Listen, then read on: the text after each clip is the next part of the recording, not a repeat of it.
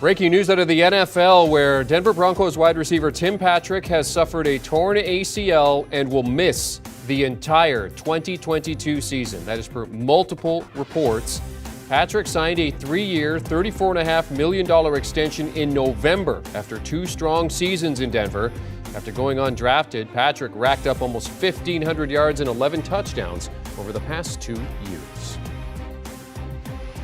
Now let's take a look at this from a fantasy perspective, and to do that, we bring in one of our fantasy analysts, Heath Cummings, joining us here. Heath, how big of a blow is this fantasy-wise when you look at this Denver Broncos team? I mean, as far as Russell Wilson goes, I think he still has enough weapons to live up to where he's being drafted as a low-end number 1 quarterback. Obviously, you hate this for Tim Patrick, a guy that came into the league as an undrafted free agent, got cut by the Ravens, and was really building a nice career for himself.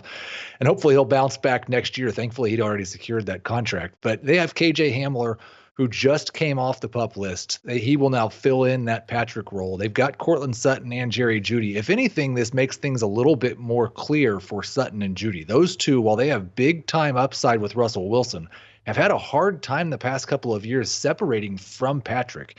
Been really difficult to see how either of them was going to be a top 20 wide receiver as long as Patrick was as involved as he has been. Now that door is wide open. So do you see the value for Jeudy and Sutton going up, or do you see that sort of responsibility value going for KJ Hamler? Well, I think KJ Hamler's value will increase the most because he was basically going undrafted in fantasy drafts. And I would now expect that he's going to be drafted somewhere between round 10 and round 12, depending on how reports are, how far he's recovered from that injury he suffered last year. As far as Jeudy and Sutton, I would expect both of their ADPs to rise. I've been higher on Sutton, and I'm going to remain there for the time being. But that's something that could flip-flop back and forth based on camp reports, just because we've seen so little of these two on the field together and none of them on the field together with Russell Wilson. They're both now top 30 wide receivers. They both now have top 20 upside. When we saw in Seattle was that Wilson really concentrated his targets on DK Metcalf and Tyler Lockett. This may turn into a situation similar to that one now. You see Courtland Sutton is in there at number 23 in the consensus PPR rankings, according to our fantasy experts. So when you look at the rest of this team, I mean, you look at this running backs, Melvin Gordon and Javonte Williams in there. How does this impact what they're able to do, what they can do in terms of Russell Wilson being reliant on them in this offense? Well, that was one of the things that we saw with the new coaching staff. The Packers have really relied on Aaron Jones in the passing game. He's been second behind Devontae Adams in terms of targets. And when you looked at this receiving core with Sutton, with Jeudy, with Patrick, you had to wonder, were there enough targets to go around for the running backs to be as involved as they were in Green Bay? Or were the tight ends going to play a bigger role? Now this does loosen things up just a little bit.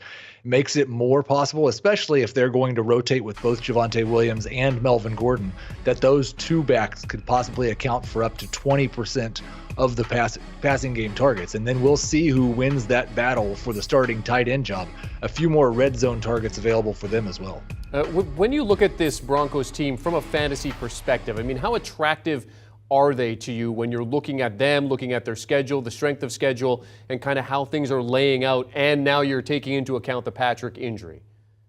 Yeah, I mean, the schedule is very interesting because you look at that AFC West and you think, well, they're going to be in shootouts every week. They've got to deal with Derek Carr and Devontae Adams, with Patrick Mahomes, with Justin Herbert.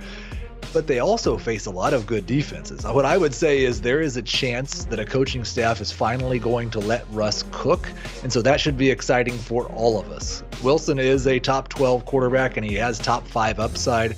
Williams is a top 15 running back. Melvin Gordon's a good flex, and now you've got Sutton and Jeudy both in the wide receiver 2 conversation. It's a very attractive team with a whole lot of upside. Okay, so when you're looking at Patrick obviously going down, you're saying a lot of that value now goes to KJ Hamler. So when you look at your upcoming drafts, I mean, where would you kind of be targeting him? Obviously, he's not necessarily one of your top 2 or 3. Today, I'm probably looking at somewhere around the round 12 range, long past the point where we're drafting sure things and more when we're drafting upside. Hamler does have a lot of interesting appeal, but we've just not seen it very much, and he's really struggled to stay healthy playing football. So he's no sooner than round 12. I could see if some good things happen during camp that he creeps into the round 9, round 10 discussion where Patrick was. And certainly the opportunity is going to be there with Patrick, now done for the season with that torn ACL. Fantasy expert Heath Cummings joining us here to talk about Tim Patrick going down for the rest of the season. And certainly they'll be talking about this on Fantasy Football Today as you're getting ready for your fantasy drafts, or if you're already involved in some, we've got some fantasy drafts already going.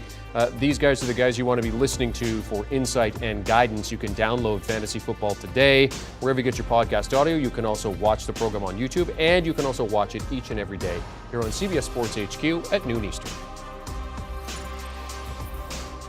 Do you want a sports network that delivers everything that matters about the game? The highlights, the picks, the instant analysis, no yelling, no fake debates, no politics.